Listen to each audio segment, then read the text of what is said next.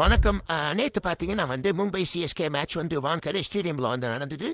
Mumbai Indians toss win பண்ணாங்க. ஆனா அவங்க பவுலிங்க சூஸ் பண்ணிக்கிட்டாங்க. ஸோ நம்ம சிஎஸ்கே அஃப்கோர்ஸ் பேட்டிங்க்கு தான் போனோம். பேட்டிங் பார்த்தீங்கன்னா நம்ம பிளேயர்ஸ் ரொம்ப ஆவரேஜான பேட்டிங்கை தான் வெளிப்படுத்தியிருந்தாங்க.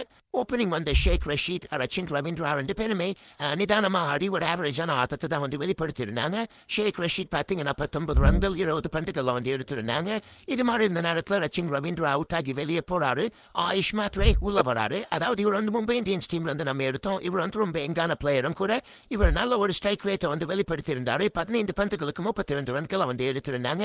இந்த வரிகள் கம்பெனியில் சொல்லுவாங்க பாருங்க, மன்னாம்பு உங்களை நோக்கி குறிப்பாகிறது நேற்று. அதை மாதிரி மும்பை இந்தியன்ஸ் பிளேயரை எடுத்து மும்பை இந்தியன்ஸ்க்கு எதிராக ஒரு சிறப்பான சம்பவத்தை சிஎஸ்கே தேவை பண்ணியிருந்தாங்க. இது மாதிரி ஜடேஜா டூபே அடுத்தடுத்து 2 பேரும் வந்தாங்க. அவங்க பார்த்தீங்கன்னா நிதானமான ஆட்டத்தை ஆரம்பத்திலையும் மிடிலையும் காமிச்சதுனால முடியிற நேரத்தில் பார்த்தா அவங்க நல்ல ஒரு ஃபினிஷிங்கை கொடுத்து 50 ரன்கள் 2 பேருமே பார்த்தீங்கன்னா அரை சதம் அடிச்சிருந்தாங்க. ஸ்ட்ரைக் ரேட் பார்த்தீங்கன்னா 2 பேரும் 30 பந்துகள் பயன்படுத்தி 50 ரன்கள் எடுத்திருந்தாங்க.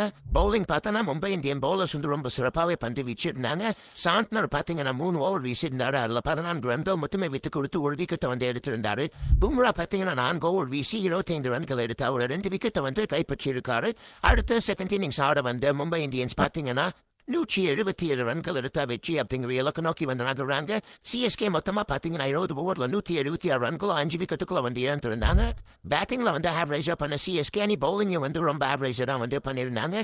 இதுக்கு ஆப்போசிட்டா மும்பை இந்தியன்ஸ் பவுலிங் சிறப்பா பண்ணிருந்தாங்க. பேட்டிங் ரொம்ப சிறப்பா பண்ணிருந்தாங்க. ஓப்பனிங் நிக்கல்டன் பாத்தீங்கன்னா 24 ரன்கள் எடுத்திருந்தாங்க. 19 பந்துகள் 24 ரன்கள் அப்படிங்கிறது ஒரு ஆவரேஜான ஸ்கோரா இருந்தாலும் இவருக்கு அடுத்து ரோஹித் சர்மா, சூரியகுமார் யாதவ் அப்படி ஒரு சாகசத்தை 2 பேருமே காமிச்சிட்டு போயிட்டாங்க. ஒரு மேட்சிக்கை பண்ணிட்டு போயிட்டாங்க. ரோஹித் சர்மா பார்த்தீங்கன்னா போன இதுக்கு முன்னாடி இந்த மேட்சுகள்லாம் அவுட் ஆஃப் ஃபார்ம்ல இருந்தாரு. சிஎஸ்கேக்கு ஆப்போசிட்டான இந்த டீம்ல விளையாடி அவர் அவுட் ஆஃப் ஃபார்ம்ல இருந்தா ஒரு பேக் டு ஃபார்ம் அப்படிங்கிற மாதிரி ஒரு பெஸ்ட் இம்பாக்ட் பிளேயர் நானா அப்படிங்கிற மாதிரி ப்ரூவ் பண்ணிட்டாரு. ரோஹித் சர்மா பார்த்தீங்கன்னா 45 பந்துகள் 26 ரன்கள் அடிச்சிருக்காரு. சூரியகுமார் யாதவ் நீங்க மட்டும் அடிப்பீங்களா, நானும் அடிப்பேன் அப்படிங்கிற மாதிரி 30 பந்துகள் 68 ரன்கள் அடிச்சிருக்காங்க. இவங்க 2 பேருமே அதிரடியான ஆட்டத்தை காமிச்சு மேட்சை ஈஸியா ஜெயிக்க வச்சுட்டாங்க. அதாவது 20 ஓவர்ல சிஎஸ்கே அடிச்ச ரன்னா இவங்க 2 பேரும் 16 ஓவர்களை அடிச்சு 177 ரன்களை ஈஸியா ஸ்கோர் பண்ணிட்டாங்க. பவுலிங்னு பார்த்தோம்னா சிஎஸ்கே பார்த்தீங்கன்னா ரொம்ப ஆவரேஜான பவுலிங் தான் வெளிப்படுத்திருந்தாங்க. இதுல பத்தி நான் பார்த்தீங்கன்னா 10 பந்துகள்ல 34 ரன்கள் விட்டு கொடுத்துட்டாரு. ஸோ இது மாதிரி ஃபால்ட்டுகள்னால தான் நேற்று நம்ம மேட்ச் லாஸ் பண்ணிருக்கோம். மும்பை பார்த்தீங்கன்னா புலி பட்டேல் இப்போ 6வது இடத்துக்கு முன்னேறி இருக்காங்க. ரோஹித் சர்மா இம்பாக்ட் பிளேயர் அவர் தான் மேன் ஆஃப் த மேட்சா இருக்காரு. மேட்ச் முடிஞ்ச அப்புறம் தோனி என்ன சொன்னா, பிளேயர்களை மாற்றக்கூடாது, அவங்க புள்ள இருக்கிற திறமையை தான் வெளிக்கொண்டு வரணும். இது மாதிரி இந்த தோல்வியெல்லாம் நம்ம ஒரு விஷயமா எடுத்துக்க கூடாது.